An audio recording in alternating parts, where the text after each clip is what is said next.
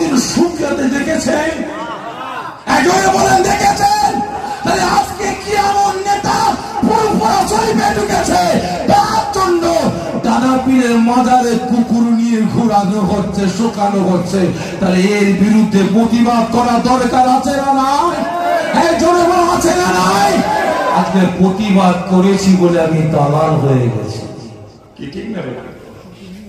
প্রতিবাদ করেছি বলে আমি দালাল। আজকে ফুরফুরা দরবার শরীফে কোন পুলিশ প্রশাসন চোখ রাঙিয়ে কথা বলার ক্ষমতা ছিল না ইংরেজ সরকার থেকে আজ পর্যন্ত। কিন্তু কয়েক মাস আগে ফুরফুরা দরবার শরীফে বোম চার্জ করা হয়েছে, আমার মুরব্বী চাচার মাথা ফাটানো হয়েছে, আমার ভাইয়ের কাঁধে পুলিশি আঘাত করেছে, দরবার শরীফে বোম চার্জ করা হয়েছে। তাহলে এর বিরুদ্ধে প্রতিবাদ করা দরকার আছে না নাই? এই জন্য বলুন, আজকে প্রতিবাদ করেছি বলে আমি দালাল হয়ে গেছি, ঠিক না? প্রতিবাদ করেছি বলে দালাল হয়ে গেছি। আপনি আপনার শখের গাড়িটি আপনি সার্ভিস করতে চান, চলে আসুন A to Z কার শোরুমে। সব ধরনের 4 হুইলার, আধুনিক উন্নত মেশিন সহ অভিজ্ঞ মিস্ত্রি দ্বারা পালিশ করানো হয়। কলকাতা বা নিউ টাউনে থেকে কম খরচে সার্ভিস করতে পারবেন। ঠিকানা ভাঙড়ে Hatishala 6 lane K1 bus stand. যোগাযোগ 9832362414 নম্বরে।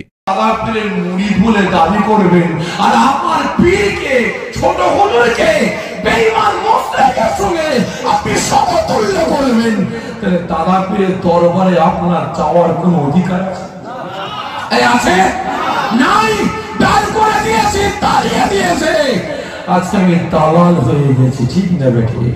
শুনে রাখো, যারা আমাকে দালাল বলো বলো, বেশি বেশি করে বলো। যদি এগুলো দালালি হয়, শুনে রেখে দাও, দাদা পীরের দরবারের ইজ্জত রক্ষার জন্য, দাদা পীরের আওলাদদের ইজ্জত রক্ষার জন্য, আমার চাচা ভাইদের ইজ্জত রক্ষার জন্য, দাদা পীরের সিলসিলার আলেম হাফেজ কারি মুফতি মুকাদ্দাস ইমাম মুয়াজ্জিমদের ইজ্জত রক্ষার জন্য, দাদা পীরের সিলসিলার ভক্ত মুরিদ মুতাকিদিনদের ইজ্জত রক্ষার জন্য, এদের একতা, এদের ঐক্য, এদের ভ্রাতৃত্ব ভালোবাসা রক্ষার জন্য অন্যের বিরুদ্ধে প্রতিবাদ করেছি, করছি, মৃত্যুর আগ পর্যন্ত চালিয়ে যাব। প্রয়োজন হয় আমি সাফেরি আমার জীবন দিয়ে দেব, অন্যের কাছে কোনোদিন মাথা নত করব না।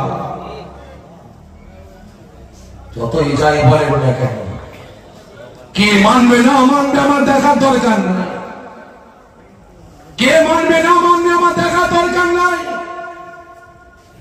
কদিন আগে, কদিন পরে আমার একটা জলসা আছে হাওড়া জেলায়, সেখানে ডালে ডালে আলুতে সব খিচড়ি করে ফেলেছে আলেমদের।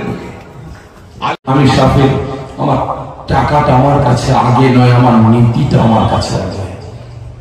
আমার টাকাটা আগে নয়, আমার নীতিটা আগে। যদি আপনি 1 লাখ টাকাও দেন, আমি সাফিরি ওই জায়গায় একটা পা পর্যন্ত ফেলতে পারবো না।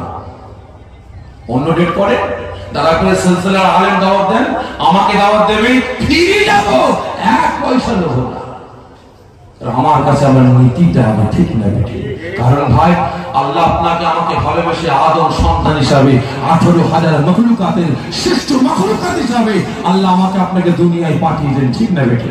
তবে হ্যাঁ, আপনাদের তুলনায় আল্লাহ আমাকে একটু বেশি ভালোবেসেছে, বেশি ভালোবেসেছে। এখানে হিংসা করলে হবে না। কেন?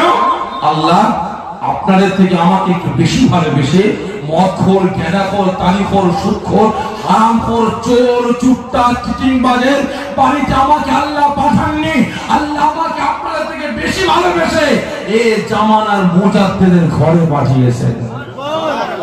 তাহলে সেই বাড়ির ছেলে হয়ে, যেখানে আমার আপনার পীর মাসায়েখ যুগ সংস্কারক ছিলেন, যেখানে তিনি অন্যায়কে কোরবানি করে ন্যায়কে প্রতিষ্ঠিত করেছেন, আপনি সেই বাড়ির ছেলে হয়ে অন্যায়ের কাছে মাথা নত করে ন্যায়কে ধ্বংস করে অন্যায়কে প্রতিষ্ঠিত করব, এটা মেনে নেওয়া যায়?